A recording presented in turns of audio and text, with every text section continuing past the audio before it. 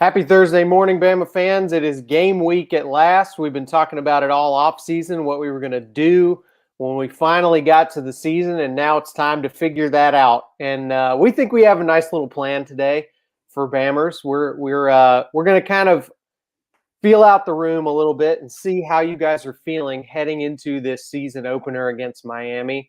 And we're also going to talk about a couple other things that we've got that you can expect in the coming days and weeks. From Ben and I and some of our other colleagues at AL.com. But Ben, there's been a couple of interesting things going on this week for Bama fans. I think one of them that we should talk about off the top of the show is a pretty momentous occasion in the history of Alabama football. Not too many times that we say that anymore. That sort of unprecedented feeling things are happening. But we've got one this week, and it looks like right now that there are going to be 3 former Alabama players starting at quarterback in the NFL on opening day. And we felt pretty sure there was going to be 2. The third one came as the result of what can really only be described as kind of the ultimate Bama fan scenario at the next level of football. Yeah, Alabama was playing the long game with this one, right? With the news that Mac Jones is now the starter of the New England Patriots, and the Patriots have released Cam Newton, obviously former Auburn quarterback, Heisman Trophy winner, national championship winner, Alabama beater Cam Newton.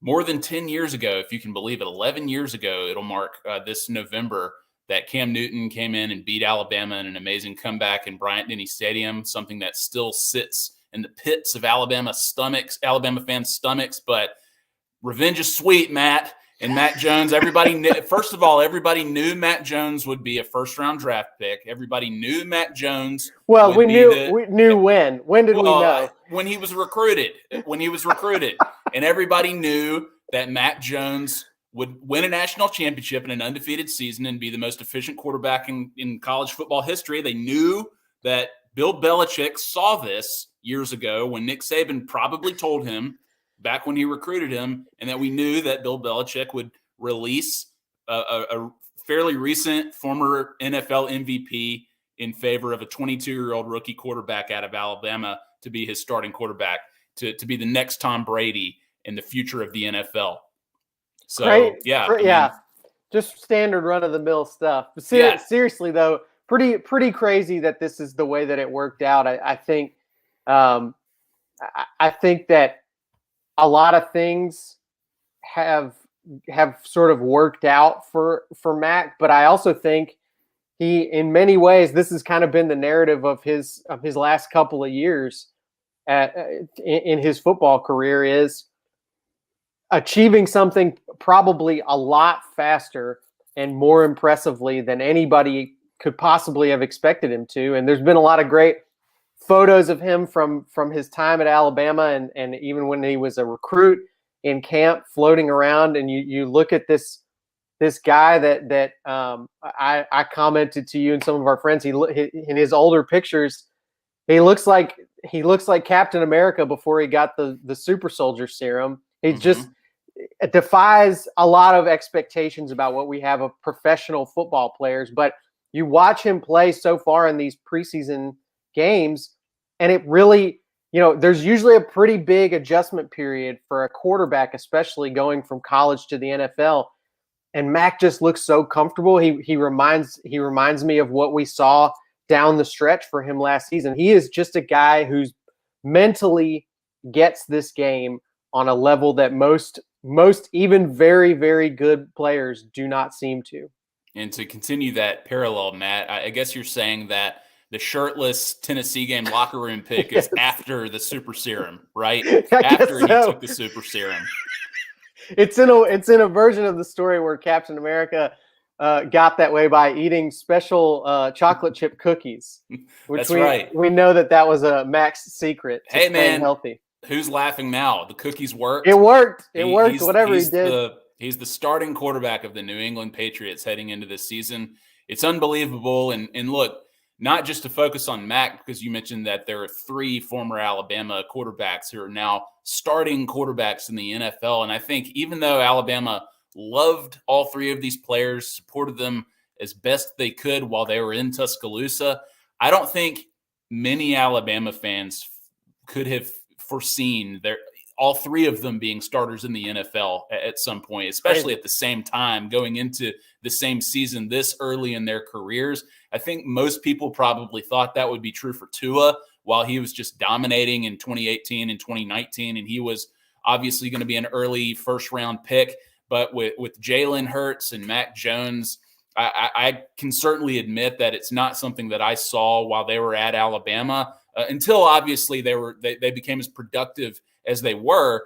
And it's just amazing to see. And they've obviously worked hard at it. They've clearly earned their spots where they are, had great training camps, and there's a lot of confidence from their coaching staffs and their teammates heading into the season. And it's really fun to watch. And I understand that week 1, I believe, or pretty soon, Mac Jones and Tua are going to be facing off as the Patriots play the Dolphins. And I hear that it's the first time in ages that 2 Alabama quarterbacks have started the same game. I would have guessed the first time ever, but apparently it's happened before. And it's just amazing to watch. I mean, we've seen all of this NFL success for these former Alabama players, but to see it now extend to the quarterback position is something that is very new for Alabama fans to see. Yeah, first time that has happened since 1983. So again, every time we did a show actually a few weeks ago about things that Alabama still hasn't accomplished yet under Nick Saban. It was hard to make the list, but it's always rare when we're talking about a first in a very long time for this program, because they seem to have hit all the big milestones, but there's a few of them left out there, and I think we're going to see that this season in the NFL from these quarterbacks. Ben, the topic that we're going to touch on for our show today is more focused on this weekend and game 1 for Alabama. We're talking about the 5 players each from us that we're most excited to see in this game. And we've kind of walked you guys through the roster and some of the newcomers and the players that we've been anticipating coming in this recruiting class. But I think now we've gone through fall camp. We know some of the names. We've heard Nick Saban talk about them directly and what he's seen out of them so far. So we're kind of, I think today the focus will be, what is it that we've got our eye on going into this game? And as always, we want you guys in the comments to give us your answers on this, and we'll put them up on screen here. Ed wants to see a good running game from Robinson, and definitely, I think, Ben, you and I are both going to talk about the running game, but from various aspects. But let's go ahead and get into some of the names that we're excited about for this weekend, Ben. Yeah, I'm going to start with Henry To'oTo'o, the transfer linebacker from Tennessee, who is obviously an elite, borderline, if not all SEC linebacker. He was all SEC, yeah. Yeah, and it was just kind of a weird moment when we had this announcement that he was even transferring to Alabama. I believe the SEC had kind of like loosened the interconference restrictions in terms of like when players could transfer. And so for Alabama, the mantra continues, the rich get richer, right? For Alabama, the fact that they would actually be in need of some experience and depth at the inside linebacker position. And lo and behold, served on a platter, here comes an all SEC linebacker from Jeremy Pruitt's defense in Tennessee. And from what we hear so far, he looks great. And that's from Saban himself, saying that he brings a lot to the table. He's the signal caller at this point, which alleviates a lot of the responsibility from Christian Harris, another very talented potential All-American linebacker at Alabama. So the fact that Alabama has that level of talent at the linebacker position, again, is really exciting. And Alabama has this long history of middle linebackers just exceeding all expectations, going all the way back to early in the Saban era with Rolando McClain. Then you have Dante Hightower. Then you have guys like Reuben Foster, Reggie Ragland, CJ Mosley. The list goes on, but this year seems to be one of those years where they could reach that potential again. And I'm excited to see what he brings to the table on Saturday.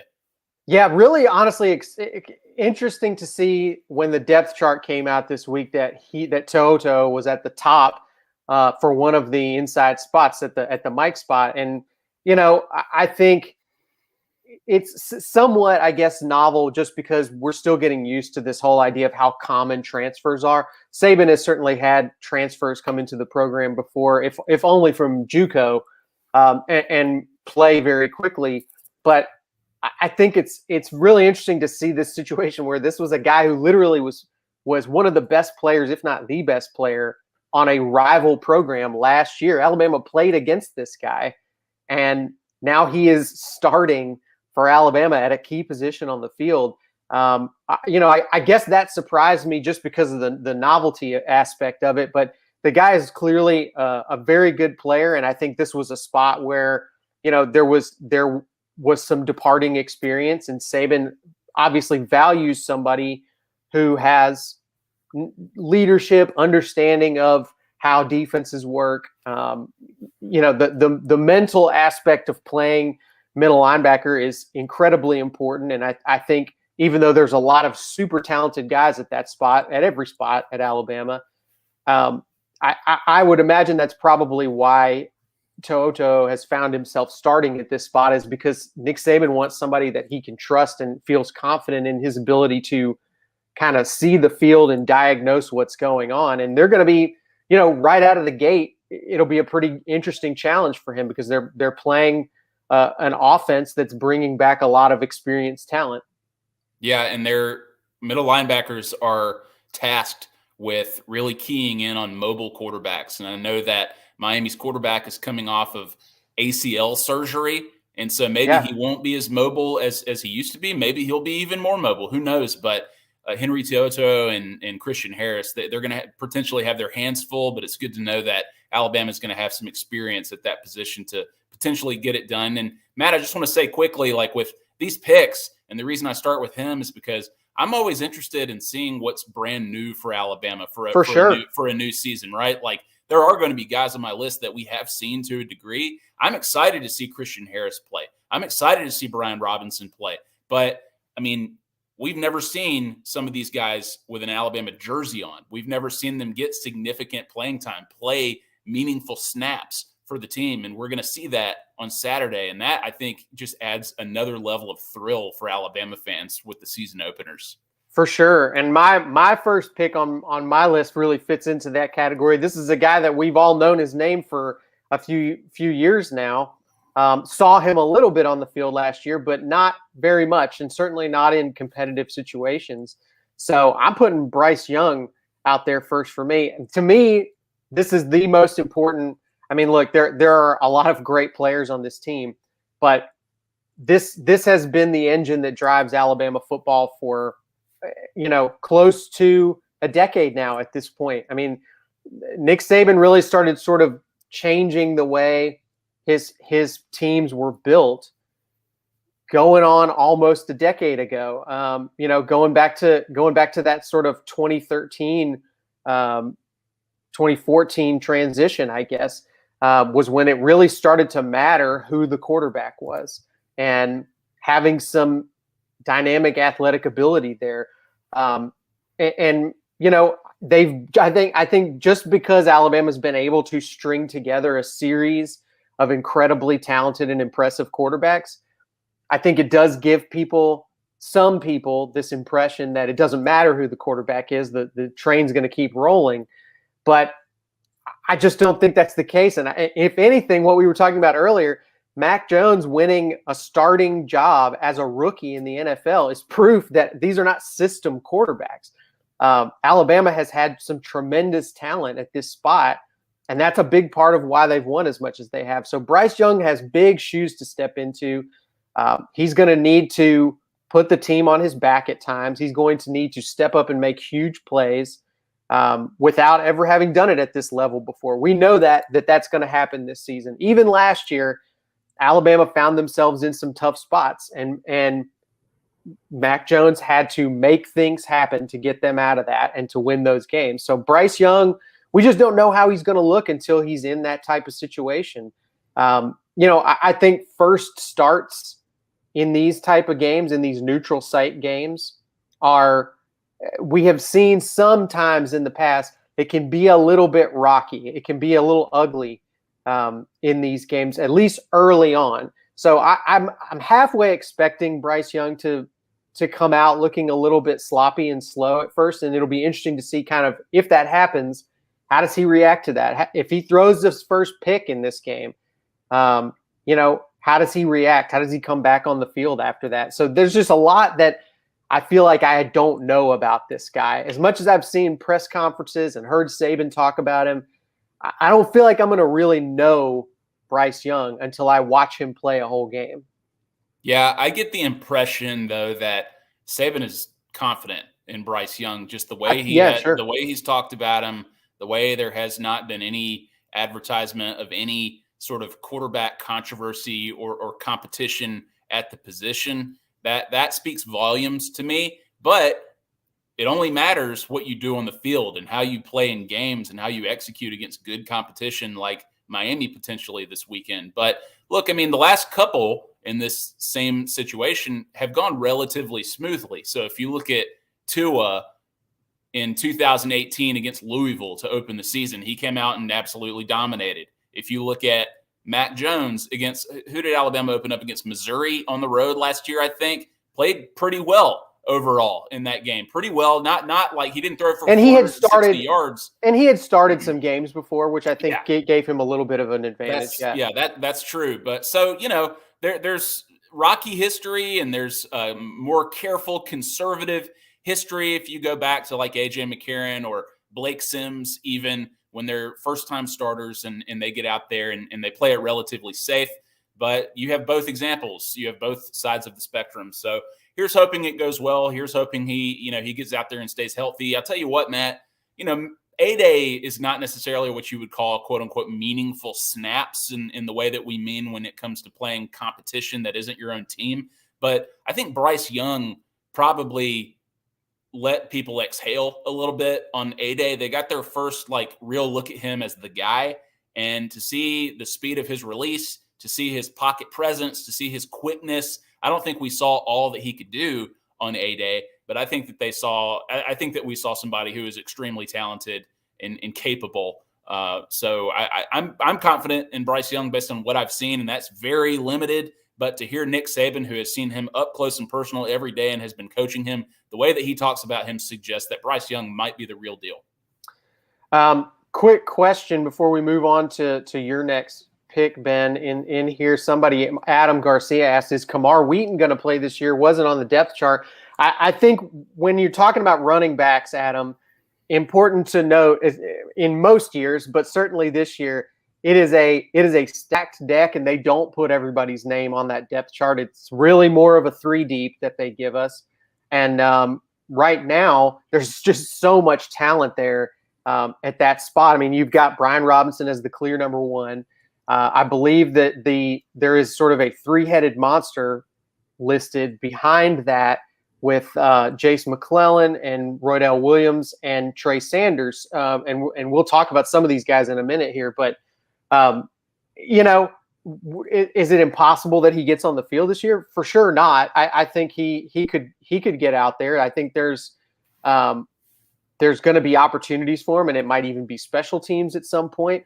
But I would say when you're looking at certain positions, I wouldn't take it as a discouraging sign that a 5-star player who is a true freshman is not on the depth chart yet. Especially at running back and wide receivers. There's just so much talent stacked up at those spots.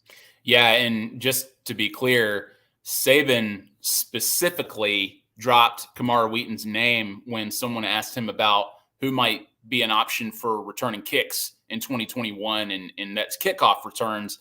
He said Kamar Wheaton was on that list of guys who could potentially be returning kicks this year. So don't be surprised if you see him, like Matt said, on special teams, either returning kicks or in coverage. You often see these 5-star recruits, these athletes, running backs specifically on kickoff coverage. So you could see him out there for sure. would be very exciting. If I would encourage everybody to go check out YouTube and look up Kamar Wheaton's high school highlights, because he was a very exciting kick returner. So that would be interesting news if we end up seeing him on the field at that spot in this first game or at any point this season.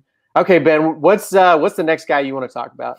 Yeah, let's stick with running backs. I'm going to go with Trey Sanders. It's like pick your poison when it comes to running backs, but Trey Sanders is a guy that, like our commenter there just said, has been like they've been curious about him for years now, ever since he was recruited at Alabama. Another 5-star recruit, highly touted guy coming into the program, sort of famously said, "I'm going to win a Heisman at Alabama," I think, to sort of paraphrase what he said, just oozing confidence coming into the program, not afraid of competition at the position. And he had a foot injury going into his freshman season. And so Alabama fans barely got to see him play at all. And then going into his sophomore year, we did get to see a little bit more of Trey Sanders, but obviously got into a car accident that ended his season early. Unfortunately, thankfully, he came out of that okay and appears to be healthy from what we're hearing. Trey Sanders will be a factor this year. He will get snaps, meaningful snaps as a backup to Brian Robinson.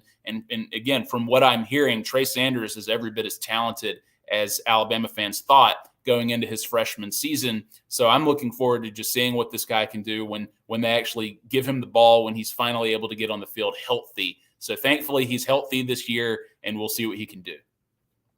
Yeah, I mean, I think the running back spot for Alabama has been really interesting the last several years because there hasn't been a consistent approach. I mean, I think you can pretty much always expect that it's going to be a very dangerous weapon for Alabama, no matter who's playing back there. But it is interesting because as much as people love to talk about Alabama as this well-oiled machine that looks like this, it's consistent every year in all these different areas, running back is really remarkably diverse. Kind of it feels different to me every year. And some years you've got, like last year, where it was almost entirely one guy. And no disrespect to Brian Robinson, who had some great games, but I mean, Najee was essentially the go-to guy. He was on the field almost every single play. I think that the best comparison you could make for him was going back to Derrick Henry. But then we've got these other years. You go back to like 2018, I guess it was, where you had this kind of true committee of running backs, and it was almost impossible to tell who was really the starter, who was the number one guy, where you had Damian Harris and Josh Jacobs, and Najee was getting some work in with those guys as well.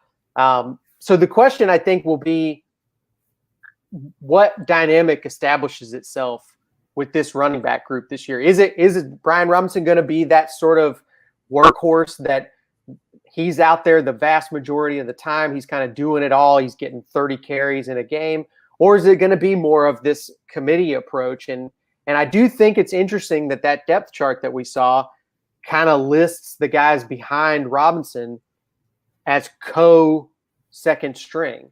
And one of the guys I want to mention on my list too, we'll just fold this right into the conversation, is Jase McClellan, who I thought, out of the guy, now obviously Trey Sanders was not really available for a lot of last year, but to me, out of all of the guys behind Najee and Brian Robinson, Jase McClellan was the guy that made the biggest impression on me. He had some big home run plays in sort of garbage time during these games, but I just really liked a lot of his sort of flash and athleticism, and he's got that breakaway speed, but he also is a real sturdy looking guy who seems to not have to avoid contact very much. I feel like he's got a mix of those different attributes that we've seen in several different great Alabama running backs in the past. So to me, like we're talking about here, look, we know Brian Robinson can do good things. We saw what he did throughout the playoff run. He was doing some great stuff, but Trey Sanders obviously is coming to the table with a great pedigree. We know now at this point, Jase McClellan is a guy who's too talented, I think, to keep him off the field. This is the type of person where you need to get him some snaps in a game. We know Roydell Williams, who we don't have on our list here, but he's a guy that I think we both feel really good about too. This is a group where you're almost doing yourself a disservice if you don't find a way to work them in some kind of rotation during the meaningful part of the game. Yeah, and Saban has always been a guy who rides the hot hand, right? So Right. It seems like whoever has it going that night, that's who's going to get the carries. And so seems like a great problem to have for Alabama. And look, Brian Robinson, it's his turn, right? Like he's going to be the guy, and maybe he does become that workhorse. If his performance indicates that he deserves 25 to 30 carries a game, then give him the ball. Like whoever's playing great, if it's Brian Robinson, Trey Sanders, or all those guys combined, fantastic. Good news for Alabama. So Alabama just seems stacked at the position. It sounds like Nick Saban, I think, said in a press conference relatively recently that he's excited about what that position is going to bring in 2021. So that's good to hear. For sure. Well, let's what do we have after our running backs here, Ben? What's next on your list? I'm jumping into wide receivers, sticking on that side of the ball. I'm going to go with JoJo Earle, the freshman, and Jameson Williams, the transfer from Ohio State. Now, these are guys I think that are going to have immediate major impacts in Alabama's passing game. From what we've heard about JoJo Earle, who I believe only just got to the program, I don't think he was there early over the summer. I could be wrong there, but from what I hear, this is he's following in the footsteps of a Jalen Waddle type player in terms of the shiftiness, the speed, playmaking ability. Somebody who is already listed as, I think, if not a co-starter, then like right behind Slade Bolden at that position. So JoJo Earle, I think, is somebody who's going to be returning punts and kicks this year, somebody to really keep an eye on. And Jameson Williams, we didn't know a lot about him. I'm sure Alabama fans scoured the internet and looked at film after they heard that he was transferring from Ohio State, but he's somebody who was a playmaker for them. From what I hear, this guy has burners. He's a deep threat and will factor prominently in the passing game this year as one of Alabama's deep threats. And, you talk about the wide receiver position, how Alabama has become this sort of de facto wide receiver U in college football with all of these guys. And you ask the question, how do you replace Devontae Smith? How do you replace Jerry Jeudy? How do you replace Jalen Waddle? I mean, the same way that Alabama replaced Calvin Ridley, Julio Jones, and Amari Cooper, right? I mean, like it comes in phases, and Alabama is just that much of a recruiting titan that they're able to recruit well at this position. And from what we've heard so far and what we've seen, Alabama appears to be pretty stacked at the wide receiver position again. It'll obviously take a lot for this to bear out the way that it has in the past in terms of Bryce Young performing the way that everybody hopes he does, the offensive line gelling and coming together in a way that last year's, for instance, came together to protect Mac Jones, to give him time to find all of those receivers. So we'll see what happens, but early reports indicate that these are guys who are going to have an impact. For sure. And yes, to back you up there, Jameson Williams is currently listed as a starter on one of the outside receiver spots, and JoJo Earle is a co-starter with Slade Bolden at one of the inside spots. And I want to bring up another guy too in this rotation. I want to talk about Agiye Hall, who was kind of the star of A-Day. Now, obviously, there were a lot of guys missing at A-Day, due to injuries, COVID protocol, all that kind of stuff. So it created some opportunities, and maybe Agiye Hall was one of those guys. But look, when you get that chance, you got to step up, and there's no question that he did. He was showing some major athleticism. And look, I would say also an important thing for Alabama, even though we've seen now what they can do with a sort of core of really, really talented, dominant receivers. It helps in any position, but in particular, a skill position that you want to have as many guys on the field as possible who are great at it, helps to have depth. We saw that last year.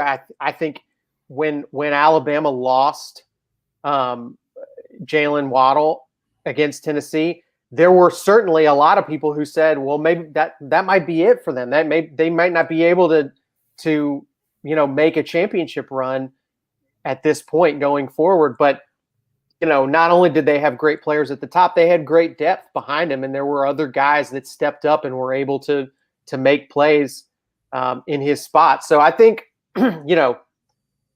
I think not all of the guys we just mentioned are going to have statistically dominant seasons, but it could be kind of going back to the Moneyball situation of maybe you don't have to replace Devontae Smith. Maybe you just have to recreate him with a bunch of other wide receivers. And I think there's very clearly a lot of options to choose from here who are extremely talented. Moneyball, one of the best movies ever, Matt. One of the That's best right. baseball movies of all time. Great reference there. Recreate him in the aggregate. That's right. Graham asking if we are in the same room. We're not. It does kind of look that way, I guess, but we are not in the same room. No. We're not even in the same city right now. But Ben, what's your next pick? My next pick is an obvious one, and I just want to see this guy tear it up in 2021. It's Will Anderson, the outside linebacker, defensive end, edge rusher, whatever you want to call him. I think one of our colleagues, was it Mike Roddick or Michael Casagrande? I'm sorry, I can't remember, wrote a recent feature about Will Anderson as being the edge rusher that Alabama hasn't really had so far during the Saban era, the dominant edge rusher. Alabama has certainly had their share of guys who are very effective at the position, guys like Courtney Upshaw, Ryan Anderson, a few more definitely spring to mind, but Will Anderson appears to have the all of the what you want out of one of these premier edge rushers that could eventually one day compete at the next level at the position, get drafted early, et cetera. But you want to see the production, obviously, at Alabama. And he was that last year as a true freshman. He enters this season as, I think, a preseason All-American going into this, certainly first-team All-SEC. People are excited about what Will Anderson is going to do, how he is able to disrupt offenses, including Alabama's at practice. Apparently, he has the nickname the Terminator that they dubbed him in 2020. He appears to have embraced the nickname, likes it a lot. That's not good for people when somebody embraces a nickname like the Terminator. So Will Anderson was a guy who was very impressive in 2020. And from what we hear from Saban, from what we hear from a lot of people who have been able to watch him, he's getting better. And that's bad news for offenses everywhere. Yeah, definitely a fun press conference from him this week where he was asked about that Terminator nickname. And it's funny to watch Will Anderson in a press conference because he genuinely looks and sounds like one of the sweetest, most harmless people you can possibly imagine. And he says in that press conference that I just have to flip a switch on game day, basically. So it's fascinating when you see guys like that who are absolutely terrifying to watch on the field, and yet in real life seem to just be really happy-go-lucky guys. There's been a few guys like that I can remember on Alabama's defensive fronts who have just been, really genuinely kind, likable dudes. I know Deron Payne was that way, very, very soft-spoken guy, and then you see him on the field and you think, where did this monster come from? But yeah, Will Anderson, I think, there are arguably as many guys at that sort of high 4-star, 5-star level, that level of talent in the front seven for this Alabama team as we have seen, maybe going, I mean, possibly ever, but certainly going back to some of those early Saban defenses. And, the game has changed so much. We've talked about it on here that shutting teams out every week is not as realistic as it used to be. But I really wonder, I mean, this is the way that this program has recruited on the defensive side of the ball the last few years. They've really put together a pretty tough to handle defensive front. And this should be the year where a lot of that starts to pay off. I think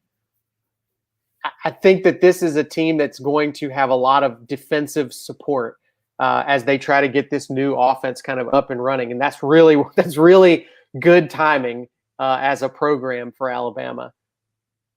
Yeah, can't wait. I know everybody in the nation wants to see this guy play, so it's an easy, obvious pick, but sorry, I just want to see Will Anderson play. Yeah. My next pick is kind of a weird one because I don't know that this is a name that has gotten a lot of people excited, but I'm interested to see what he looks like in this game, because I wasn't expecting him to start in the first game. Cameron Latu, the tight end, is a guy who we've heard good things about for years now from the Alabama staff. They have been praising this guy for a long time. They really like him. And he was a highly rated player coming out of high school, but has been stuck behind different guys, and they've been trying to figure out the right way to use him in the right spot for him.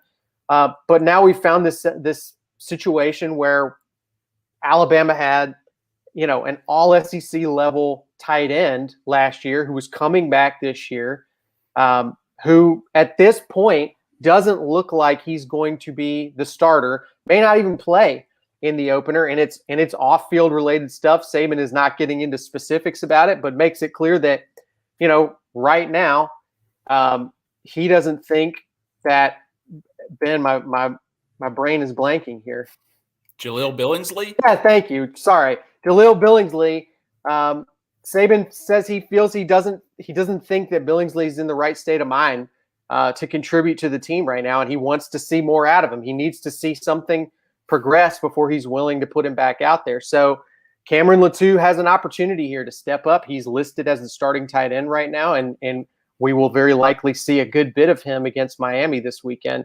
So I'm really curious to see what he brings to the table and what his skill set is, how he gets incorporated into this offense. I mean, he's not going to be the same type of player as Billingsley, who we've talked about before, was kind of more of that sort of O.J. Howard model, the guy who was almost an extra receiver out there more than anything else. So is that what kind of player Latu's going to be? Is he going to be more physical? I'm just very curious to see how he incorporates into the offense. Yeah, for sure. And he had a huge play in the A-Day scrimmage, I believe it was, where he had a long touchdown catch and run. And again, another guy that I hear had a very productive camp, but then somebody asked Saban specifically about him. And I think he was speaking more generally about the team, more so than Cameron Latu himself. But he just said guys have a long way to go in terms of the progress that they need to make to become impactful players once they hit the field, when the games start playing. So, but Cameron Latu, I remember back during the spring game, they were saying how productive of a spring he was having to earn his spot on the field at that position. And he converted, obviously, from one position to tight end. And that's always a big challenge for some people. But I expect him to be on the field this Saturday. I expect him to be productive, to do his job well. And I like what I've seen so far. So I think that's a great pick. And with the Billingsley thing, we'll just kind of see where that goes. He's a guy that everybody was extremely excited to see in 2021 as being one of the best tight ends in the country. So I'm sure that Nick Saban and Alabama would like to see that as well, but it just sounds like there are some things behind the scenes that need to be resolved, and hopefully everybody gets on the same page soon.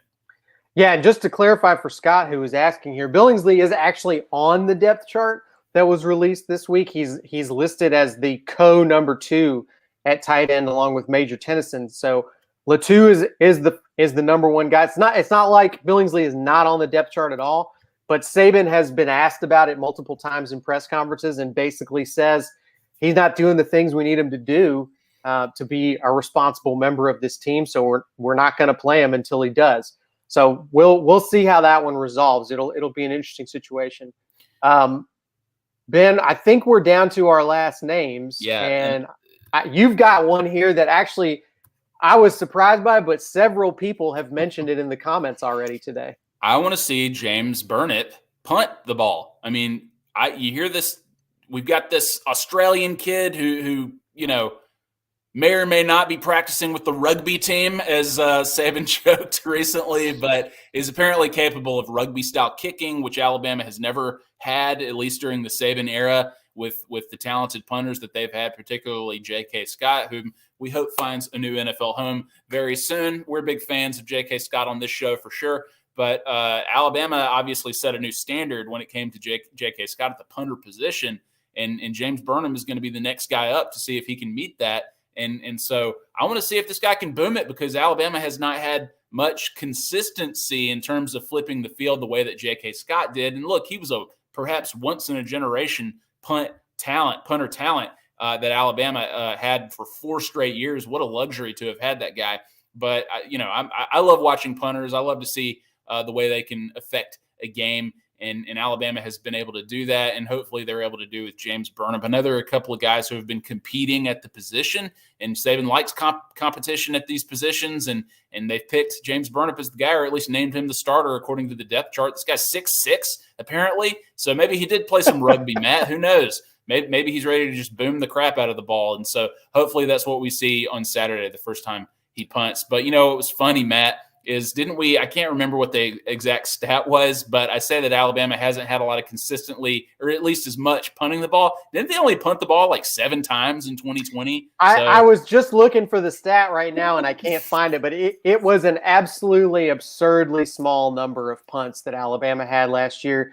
They basically never punted. If you go back and take out all of and I'm sure one of those guys on Twitter who's great at pulling obscure stats like this pulled this out and said, if you take out all of the garbage time snaps from the game, in other words, the parts of the game where it was already decided, the backups were on the field, nobody's trying to win the game. I think Alabama punted like 4 times outside of garbage time during the season.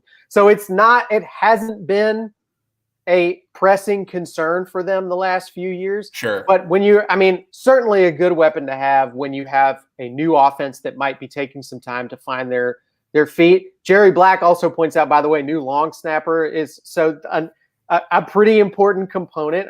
As much as we all praise Will Reichard last year for having a perfect season, the long snapper was a part of that. So that's going to be a non-insignificant component to Alabama's special teams for sure. Chris Camp pointing out about Burnett, maybe he can run the ball. That is certainly a part of rugby. So look, if nothing else, possibly some good opportunities for fake punts, maybe. I think Saban was asked about long snapper at his most recent press conference this week, and I believe Neeland Hibbett is who is listed on the depth chart. That's some bad juju for the Tennessee game, man. Well, it's very true, but he's apparently listed as the snapper on the depth chart. I think Saban was asked about him on Wednesday and said he's been good during fall camp, that he's a good blocker, he's good in coverage, and he gets good velocity on his snaps, is the way he put it. So he seems confident about it. There's a new long snapper, but same story, different day. It sounds like Alabama's good to go there. Yeah, I've got one last name on my list as well, and it's a name that just on its own is a fun name, obviously, but I'm genuinely excited to see this guy on the field, and I think we will see him some this fall. It's Kool-Aid McKinstry, who was arguably the best high school defensive football player in the country last year, and came to Alabama and has already made a big impression. We've heard a lot of good things about him in the offseason.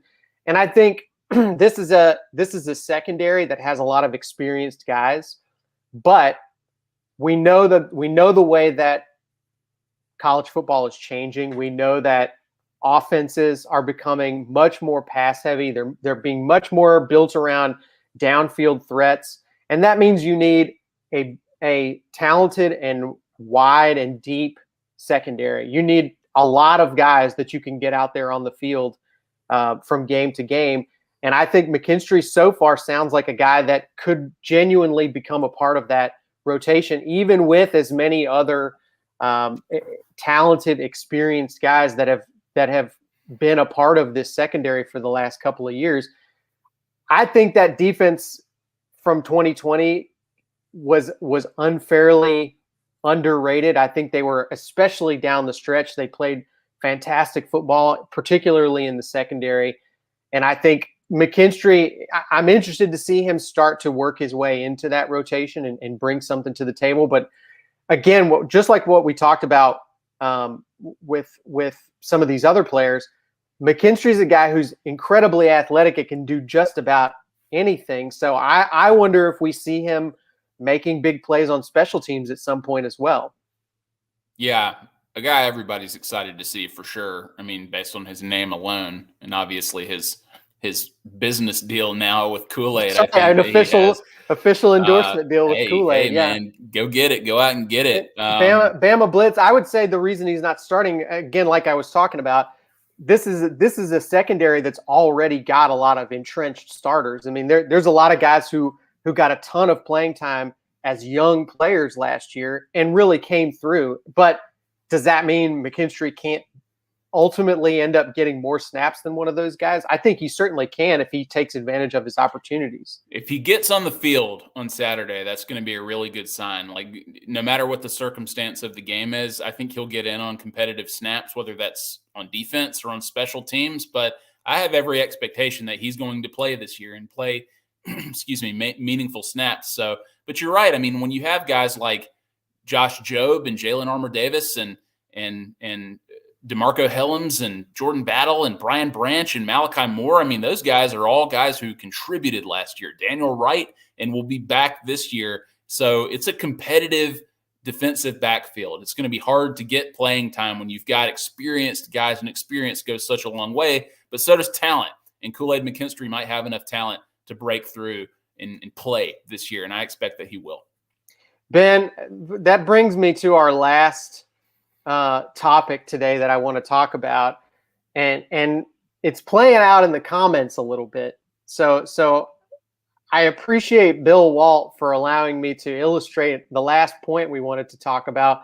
We appear to have a Miami fan infiltrating the comments today who says Canes by 7. Now, some of y'all in the comments are giving Bill the hard time that I would expect you to give him, but Bill's comment is not even close to some of the top Miami trash talk that we've been hearing this week.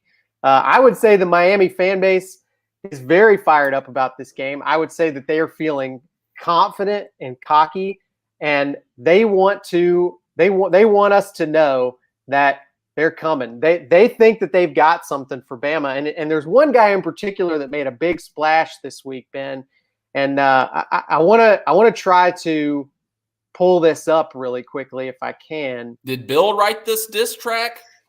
Bill did not write this, but just give me a second here and let's see what I can do. Oh boy. Not Bill.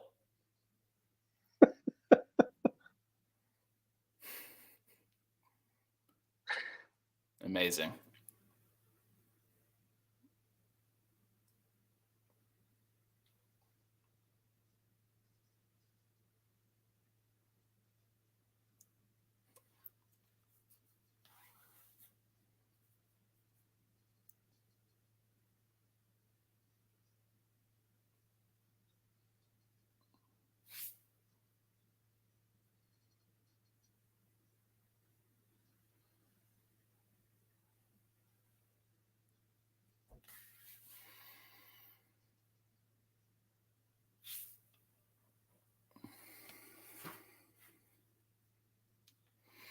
Absolutely amazing, Matt. Yeah. I would expect nothing less from Miami fans. Nothing less. So thank you for not disappointing us. So was everybody able to hear that audio when I was playing that video just now? I was not. You were not able to hear it? But the visuals alone did it for me. Okay, I think the visuals communicated everything it needed to. I just want to point out to everybody that when I started playing the video, this was the sequence. Bill Walt yelling, "Don't do it! Oh God, I'm out!" Bye. He bailed. Did you change your pick, Bill? We ran him up. So listen, I'll drop the link to this video for everybody in the comments since the audio didn't work. Apologies for that. But here, if you look in the comments here. I'll drop the link so you can watch it yourself. That's actually from a guy named Coach Coop, who gave us permission to play that video here on the show. In general, Ben, Miami fans are very confident right now in this game. Bill coming back, dropped it to Miami by 3 because of that video. So slightly losing some confidence there for Bill. Again. Hey, Matt, we would be remiss, though, because, I mean, when there are these diss tracks, there are often clapbacks, and we have to give a shout out to a friend of ours, friend of the show. I think we can say Brian Oliu out there on Twitter with his own diss track retort. I'll share I'll share the link to you right now that you can share in the comments. But it's out there on Twitter and absolutely amazing. More of a spoken word response than an actual rap song, like our friend Coach Coop put out there. So you be the judge. You watch both videos and you tell us who won this battle. I would have been disappointed, honestly, if Miami fans came into this game without this kind of attitude. This is why you schedule Miami, okay? Like, if Alabama fans want nostalgia, if the whole point of this game is to have some fun throwback feelings about the '92 Sugar Bowl, you couldn't ask for a better situation than Miami fans rolling into this game with completely unfounded confidence. Now, I'm not saying that they have no chance to win this game. I'm not saying that there's no way that anybody upsets Alabama, but it's not fun if everybody just is coming into a game like this preparing for their beatdown. I think it's arguably more fun for Alabama fans if they get the win they're expecting and they get to really give it to the Miami fans for having come into it excited and confident in the first place. Man, I'm going to send you one more photo that I want to share with the folks. I just sent it to you. See if you can get it up to share with people, because I've been thinking about this Miami game for several years now, at least dating back to the 2017 season. So 4 years ago, I was out doing my normal pregame thing on the quad during the 2017 season in Tuscaloosa. Early in the season, the Fresno State game, and this was just a non-conference game, but there were some storylines happening that weekend. I believe it was Hurricane Irma was going on. I might be wrong about which hurricane it was, but there was a hurricane that displaced a lot of people from the South Florida area, including some Miami University of Miami students who thought they could go anywhere.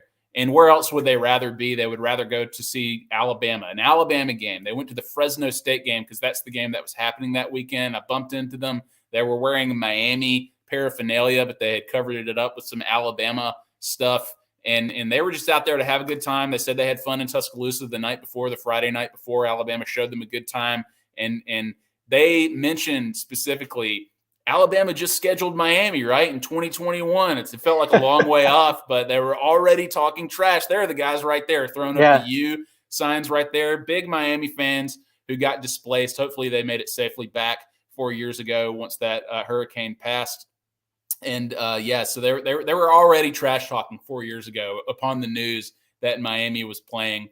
And I think Alabama has won 2 national championships since this photo was taken. So – we'll see what happens. Look, I mean, college football is back. I think that's all anybody really cares about, is that they're going to get to see Alabama play this weekend. It didn't matter who they were going to play. It doesn't matter what happens.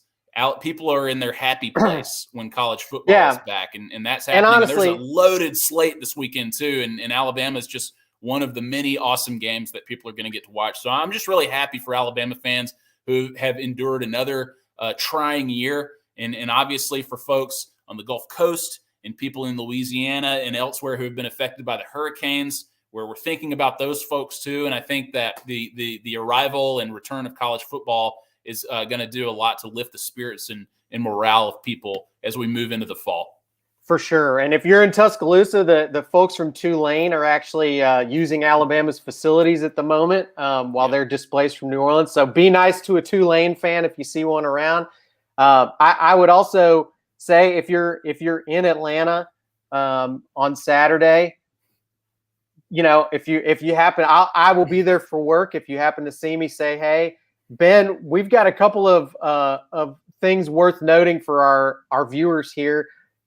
First of all, you have a new season of the Bammers podcast on the way. Tell us a little bit about that and when we can expect it. Yeah, so if you already subscribe to Bammers wherever you can get your podcasts, it's available. Like you can, or the trailer for the new season is available. Excuse me, but yeah, that's out there now, and I hope people check it out. But there are going to be 7 new episodes. They're all finished. They're coming soon in September. you will be able to download these pretty soon. Some of the episodes are going to focus to some extent on last season through the prism of COVID and sort of how different, strange, and surreal that season was. But several of them, if not most of them, will fit the sort of like typical Bammers mold. There are going to be episodes about the $1 Million Band, episodes about the ban on tailgating in 2020, people who have grown out of Alabama football fandom, being a fan from a distance in a different part of the country or different part of the world where you're not able to actually be there in person to enjoy it. So we talk to some of those folks. So a lot of really fun episode with some really interesting, vibrant personalities. And I think if you love Alabama football, really, if you love college football and college sports, I think that this is a podcast that you'll really love. Also, an episode about what it's like to be an Alabama basketball fan, too. So we tie in basketball, and it includes, talking to our old friend Hunter Johnson, our colleague at AL.com, John Talty, will be a part of it. Twitter personality Lacey Sensula will be part of it. A lot of folks. Rick Bragg is on it, the author, if you're familiar with him. So a lot of really fun, again, personalities who really bring a lot to the table. So I hope you check it out. For sure. And Bill, just one parting shot from our Miami viewer today says, hide your wallets and cell phones. We come into the ATL, gold chains and all. Best of luck and beat the dog crap out of UF and not Miami. Thanks. So Bill, a selective Bama fan this season. It's going to be open season on the state of Florida this year, Matt. I would also encourage everybody, we're going to have a ton of coverage of this game this weekend, wherever it is that you're watching this, whether it's YouTube or Facebook. So come back here on Saturday. You're going to find pregame shows on Saturday morning that we're doing live that will feel a lot like what we're doing here. We're going to get your comments involved in it and make you guys a part of the discussion on Saturday morning as we get ready for the game. We're going to do a post-game show that works the same way. It's going to be me and Simone Sessions talking about whatever just happened in the game, getting your thoughts about the game. It's basically like a call-in show, except you're doing it on Facebook and YouTube. So we're going to get all of your thoughts and comments into that show. So make sure to have your notifications set up. Make sure you're subscribed to this YouTube channel or Facebook page. And let's have a bunch of fun together on Saturday. It's going to be a full-on real game day. There's going to be people watching games all over the place. There's going to be people in stadiums. Please do so safely. Use your common sense. And, I hope everybody has a good time. I hope everybody has a great weekend. And we'll be back here next week to talk